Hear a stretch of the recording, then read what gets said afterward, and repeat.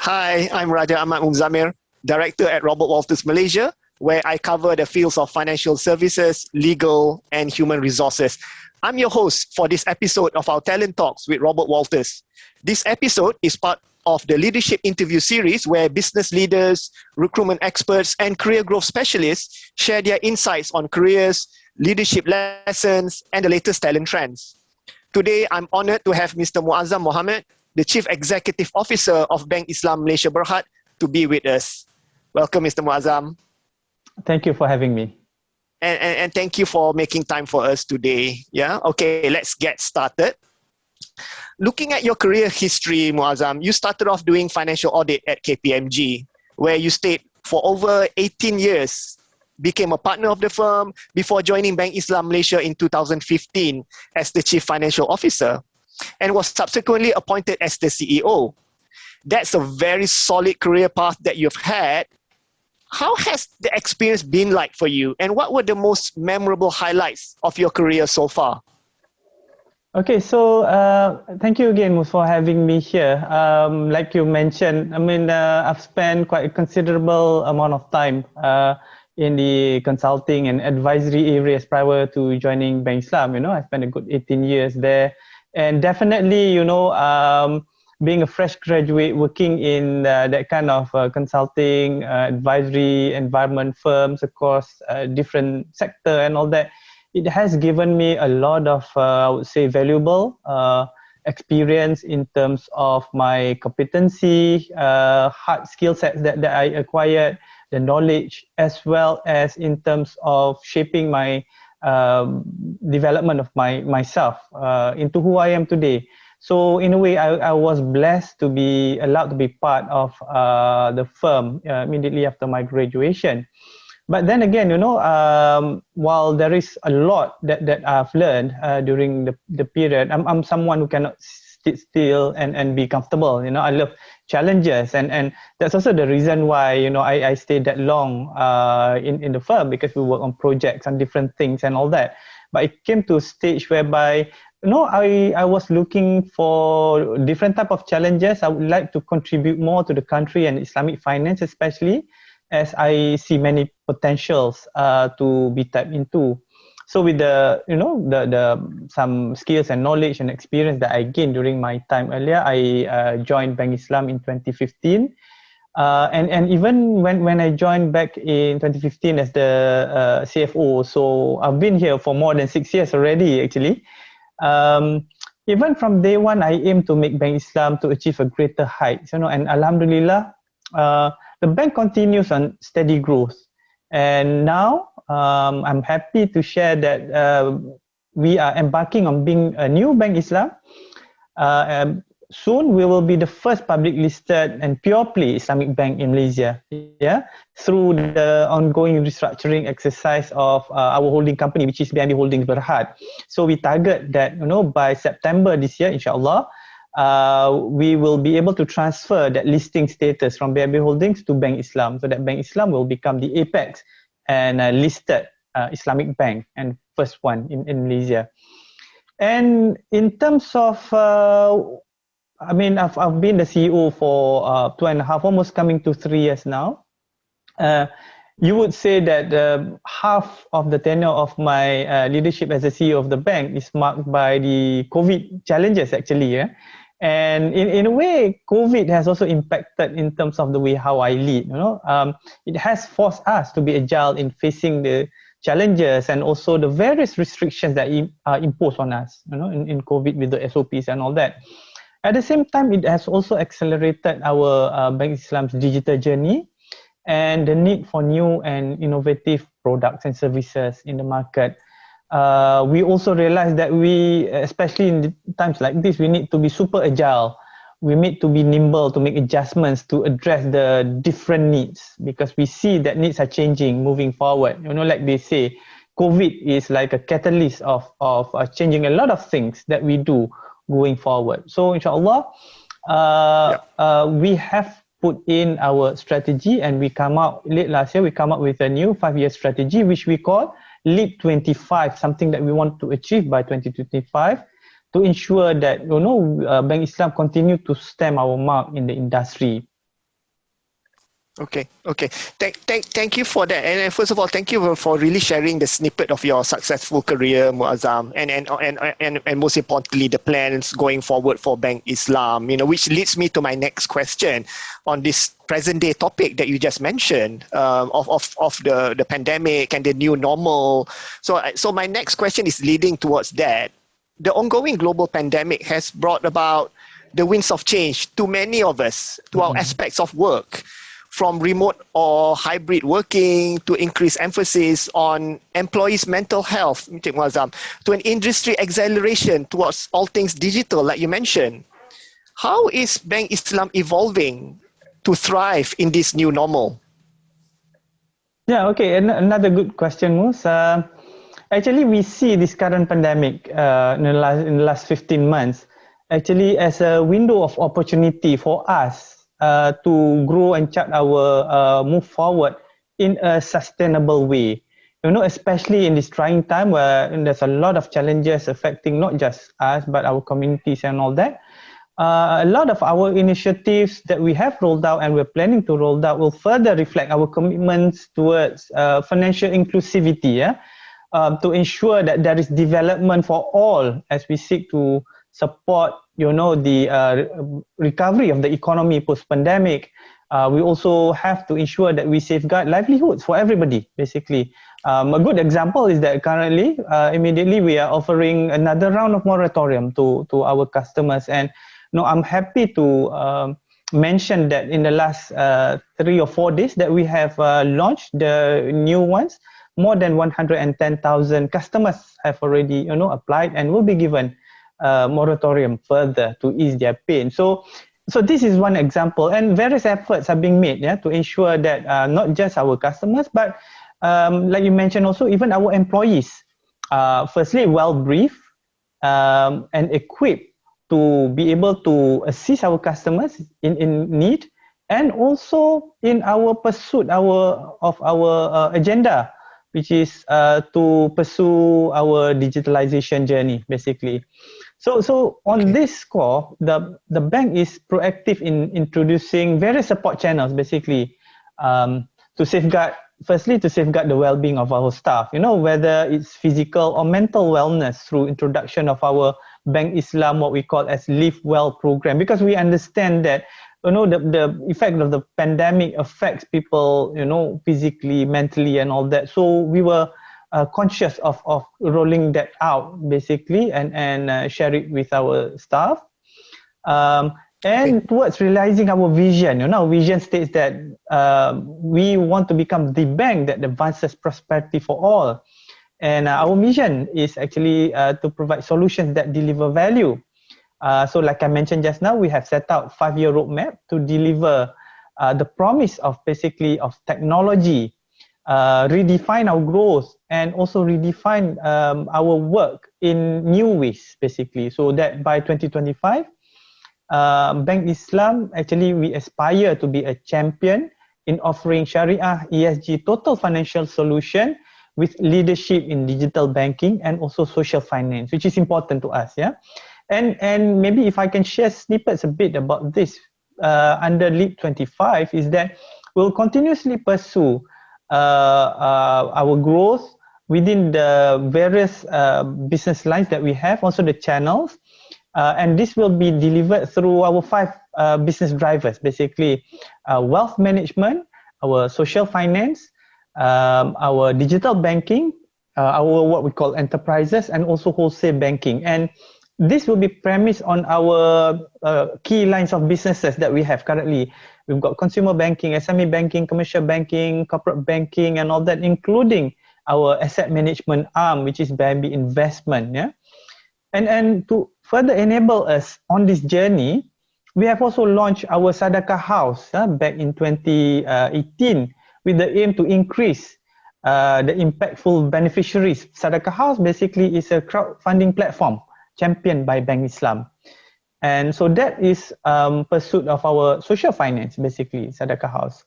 And digitalisation that we are pursuing, we expect that to help to change the way how we do work at the end of the day. When I talk about digitalization, it's not just about the hard infrastructure, it's about the way of thinking, the way of working. We are adopting currently or trying to embed this mindset of adopting digital first approach across the bank in whatever that we do, whether from business proposition, whether from service delivery, whether from channels and all that, it will be digital first in terms of how we want to do it. Now, to adopt this, we intend to apply next generation technology such as cloud native digital banking. We're embarking on our electronic know your customer or EKYC, so that customer doesn't have to come to our physical branches if they want to do transactions with us. They can do it remotely all the time, anytime that they want, depending on what suits them. So for that, what we've done is in 2019 we have created the Center of Digital Experience, or CDX we call it, and CDX has been actively laying the foundation, if I would say, to set up a 100% digital bank, inshallah, that will be built on a flexible platform, I would say, that will allow these fintechs, digital marketplaces, and other strategic partners to plug in directly with us under the digital bank. And for our digital product outside of that digital bank, Bank Islam itself, we're offering our customers new mobile banking, our internet banking. We roll out our Go mobile app, back in November 2019. And basically what we have seen is that not long after that, because we launched in November 2019, then the pandemic came in, we saw there was a boom during the pandemic in terms of the usage of these applications, meaning that our customers doing transactions online and all that has gone up quite substantially during this period. And then we expect that this kind of growth because this something that changes people's behavior. Certain things happen. Before this, we have our digital channels and all that, but the take-up rate was quite slow because people tend to want to use the channels that they are familiar with. So if, for example, before this, they were familiar of going to our branches, they want to continue that. But the pandemic has got some kind of movement restriction, and that's where we see the changing in behavior. People are a lot more comfortable using our digital channels and all that, and that's why we're putting in a lot of investment of improving that, and we will continue to innovate and upgrade our Go and our other digital channels by introducing more services going forward, inshallah. Yeah. Thank you for sharing that, and I guess that covers the next question I was going to ask you. And you already answered that in terms of Bank Islam already gearing itself on this the new landscape where people are talking about it. Now people are talking about the financial in the financial services sector, the new digital banking license. This is the current topic. My question to that was, how are you and Bank Islam ensuring to be the number one player, with the inclusion of all these new banking licenses? But you already answered that question for me, Muazzam. Anything to add on that? On the topic of the several new kids on the block vying for these new digital banking licenses, to ensure that Bank Islam continue to be number one in the Islamic banking landscape. Yeah, okay, Mus. I think what is important, like I said, there's a few components actually that we have to build and we have to strengthen to ensure that we remain relevant, we remain and we are not here just to remain relevant. We want to be leaders in Islamic finance especially, and digitalization is definitely one important component to it. But so we are building the building blocks in several. So like I mentioned just now, on the infrastructure perspective, we are embarking on next generation technology in terms of our critical infrastructure platforms and all that, using cloud and all that. But what is more important in my mind, and what we have acknowledged, and substantial investment and planning have been put into it, would be in terms of our talent, our people, and our culture. Because at the end of the day, for me, digital is the mindset. You can put all this nice infrastructure and all that, but if the people do not want to embrace it, they do not want to look at how can we use technology to create a competitive advantage to give superior services to the customers? It will not work. So people and culture is very important for us to undertake our digital transformation apart from technology itself. And for me, this is important to stave off, not just from the digital banking players, the new players that's coming in that you mentioned, but even our existing competitors, if I would say, the traditional banks that are there already now, right? So that's why in nurturing digital culture across our people, or what we call now, or people we call it as Bank Islam citizen or Bitizen in short, in embedding this digital culture among our Bitizens, our commitment is to build basically a digital savvy workforce. And this kind of commitment, alhamdulillah, we got it even with solid support from our board of directors, because we understand we are a workforce of 4,600 people, and we need a lot of commitment for us to be able to move forward on this kind of transformational journey, especially when you talk about people and culture. I'm sure you can appreciate that. And yes, to empower our workforce for our digital transformation journey, like I mentioned, we work hard to shift the mindset of our Bitizen, to find new ways of thinking, new ways of working, to be data-driven, to be user-driven, customer-first kind of mindset, that kind of thing. And our vision is to have a workforce that are ready to embrace change, dare to shake things up, and take the lead while being prepared to accept some failures, as long as we can learn from it and be able to move forward quicker. Yeah. And to address our talent pools overall, I should say the learning and development needs, the L&D needs. We established our own Bank Islam digital journey actually recently, and this Bank Islam Digital Academy. And this digital academy will offer digital upskilling program for all Bank Islam employees across all job levels.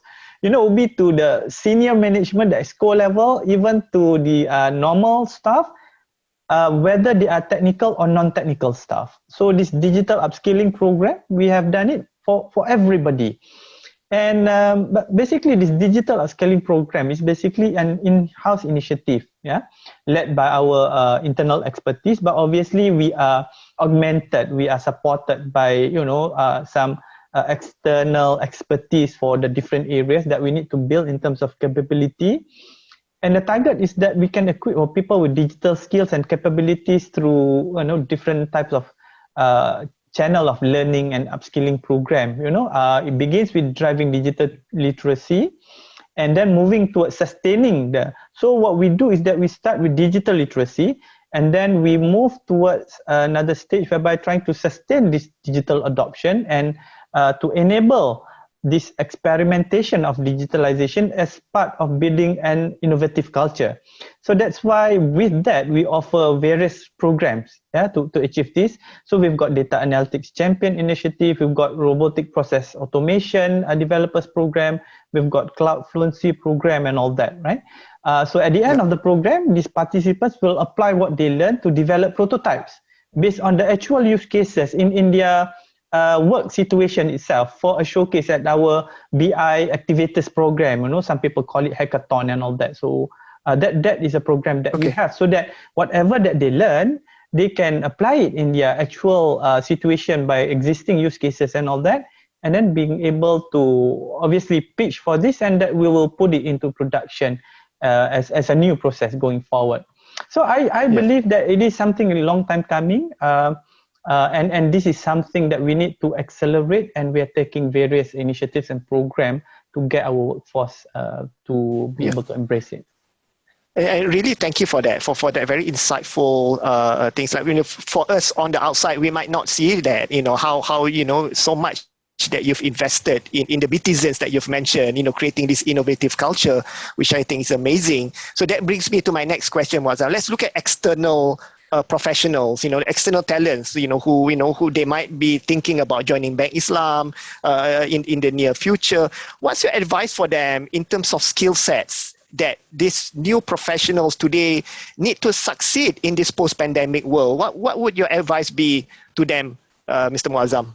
Yeah, okay. I mean, obviously, most The first and most important thing is that attitude. Attitude is key, right? Experience and skills would come close second.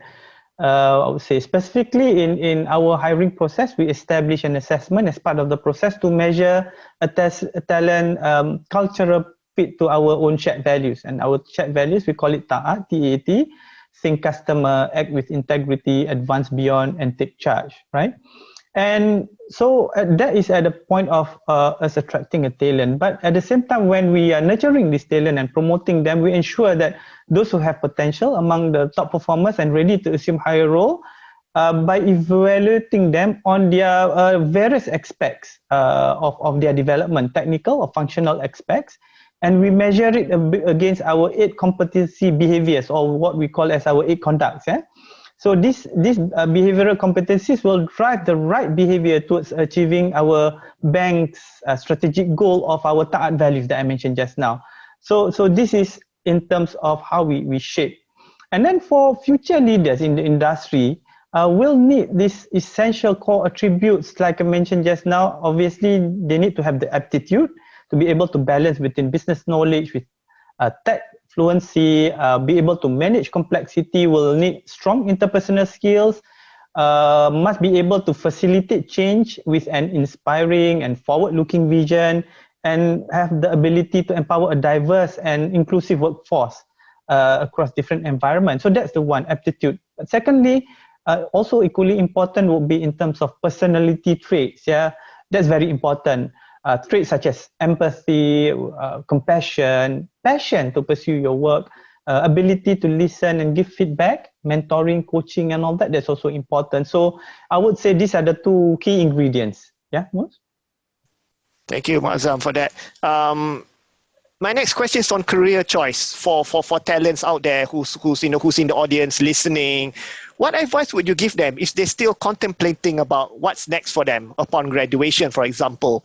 What advice would you give them in terms of going into Islamic banking in this current era? What's your advice would be for these up and coming professionals in the Islamic banking industry? I mean, the opportunity within the industry is strong, I would say, yeah, because Islamic finance is a mainstream now, basically in Malaysia, and it will continue to grow because there's plenty of opportunities in the future in Islamic finance. What makes us Islamic finance further unique compared to non-Islamic finance is that we operate based on principles of Sharia, focusing on balancing between the individual and social needs, and also supporting the economic activities that promote justice as well as responsibility to our society and planet. Yeah. So this is the unique differentiation, I would say. And then don't be worried, because if Islamic finance, basically we do have people with diverse background, basically. And you don't need to be a banker to be able to work in Islamic finance now and into the future, because we do take in people with non-banking work experience to complement or even disrupt our existing talents. Yeah. So if they are able to bring in establish new ways of working to change the way how we do things now, because these are very important for us to remain competitive and relevant. So we will prioritize our people's growth by providing learning opportunities and exposure for reskilling and upskilling. Will ensure that there's a good career growth opportunities within Islamic finance. So whether someone out there who's thinking about it, whether you're a fresh graduate or an experienced professional, doesn't matter whether you're Muslim, you're non-Muslim, and all that. It doesn't matter that you do not have much information about Islamic finance. You will always have a clear opportunity to join Islamic financial institution or even Bank Islam. For that matter. So as long as the candidate come in with, like I mentioned just now, the right kind of attitude with a growth mindset, I think that is plenty of opportunity to grow.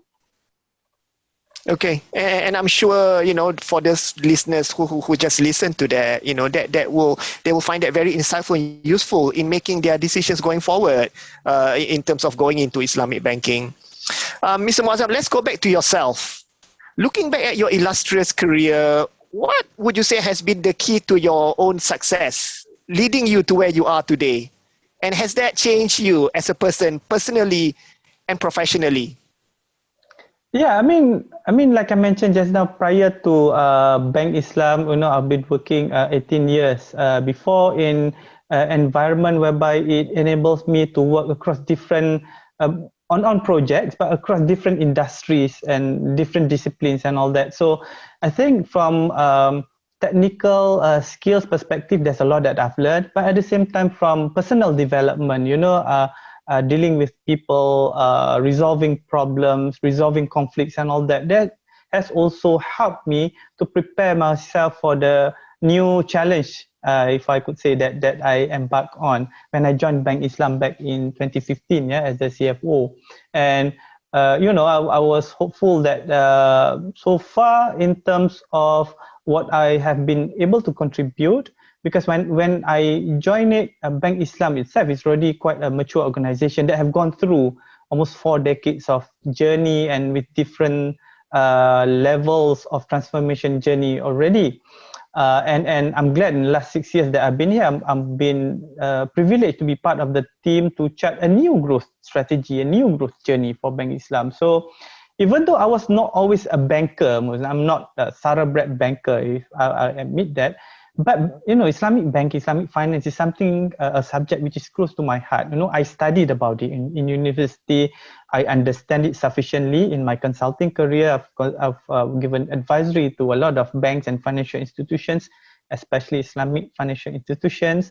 So I understand it enough. But I come in with slightly different perspective in a way, because I grew up in a consulting kind of environment. So when I came in, I can look at things here from a slightly different perspective in terms of how can the bank move forward and grow from here.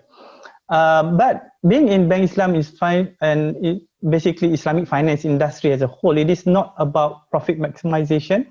We need to show the value of Islamic finance and the impact that it has towards the betterment of our society, without harming our environment. We need to be ensured that we uphold good governance and sustainability, and we need to look from perspective of fair and equal distribution. How do we share our prosperity with others and all that? And Alhamdulillah, all these things are important agenda for Bank Islam. And as the bank move forward, we want to spearhead our business transformation and be able to show the beauty of Islamic finance. So at the end of the day, most from the first day that I joined Bank Islam, I always set my aim that, later on, I will leave Bank Islam one day. I don't know when that is, but I will leave. But my commitment is that when I leave, I must make sure that the bank is in a much, much better position than when I leave. That is when we know that we have made a contribution to the organization and for myself, for the bank itself, right?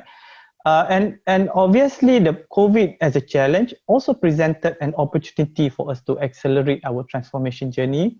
And as the CEO, the impact of this pandemic has kept me on my toes to make sure that I'm aware of the current needs and all that, devising strategy, how do we move forward sustainably, like I mentioned just now. But at the same time, I also know that for us to embark on this journey, I must get the buy-in and support from all our key stakeholders, because we alone cannot realize all these targets and goals that we want to achieve. And especially the most important stakeholder would be our workforce, would be our Bitizen. So there's a lot of engagements that we do with them to get them to buy in and to believe that this is something that not just the bank's agenda, but their own personal agenda as well. I've also basically, always have dialogues with industry experts, just to get ideas and views as well, so that I can get different perspective of things as well. Yeah, that will help us to broaden in terms of our options and all that going forward. So at the end of the day, hopefully by the time I leave, the bank will be in a better position, like I mentioned, than it is today. So in terms of contribution, that will be my aspiration and my personal goal. And I always believe that what the bank has done and will do will benefit our community and our country as well, inshallah. Inshallah, Muazzam. And I really appreciate that very honest sharing of your aspirations, your successful journey, legacy, and passion in the subject matter. Thank you for that. And with that, I think we have come to the end of our session today. Thank you so much again, Mr. Muazzam, for taking the time to do this interview with us. I find it very insightful. I'm sure the listeners will find it very insightful and inspiring as well. And I'm sure we all have gained many takeaways on career growth and the world of Islamic banking through your sharing today. Thank you. And thank you for having me. To our listeners, thank you, Encik Muazzam. And to our listeners and viewers, stay tuned for the next episode of our Robert Walters Talent Talks. Goodbye and stay safe.